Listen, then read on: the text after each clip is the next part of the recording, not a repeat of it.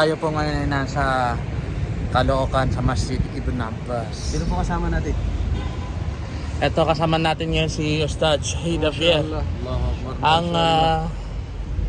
tagapangasiwa ngayon ng Masjid Ibn Abbas. Allahu Akbar. Mashallah. Assalamualaikum warahmatullahi wabarakatuh. Dito po tayo sa dome ng Masjid Ibn Abbas. Allahu Akbar.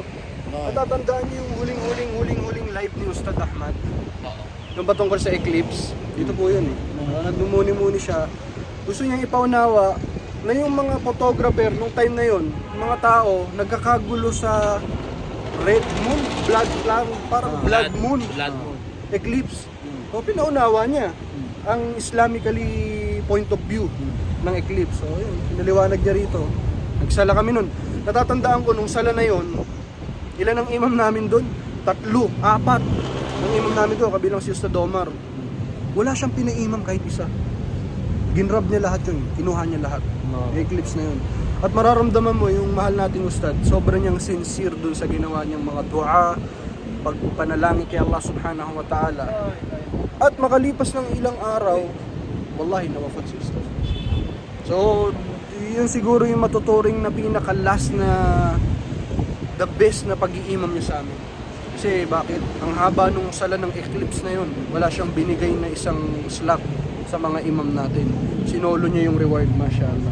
O nakita naman natin kung paano naging mabiyaya yung mga kahilingan niya, mga pangarap niya. Mashallah. Sana ito yung maipagpatuloy natin.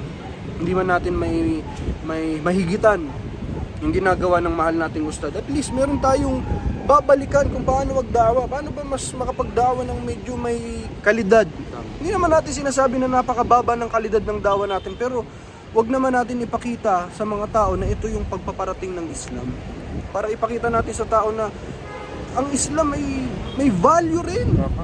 Diba? Maganda rin kailangan ng bigay natin sa kanila ng value ng pagdadawa para yung mga taong papasok sa Islam. At the same time, maiengganyo natin yung mga tao na gumawa ng mga ganitong klase ng proyekto. Inshallah. Amin. Jazakallahu khair po. Barakallahu fiik. Ito po yung dome. Mashallah. At ito po yung view natin. Si brother, ano po pangalan niyo? Isa Abdullah. Isa Abdullah, mashallah. Balik Islam po kayo. Hindi na kayo Ustad Ahmad. Kay Ustad.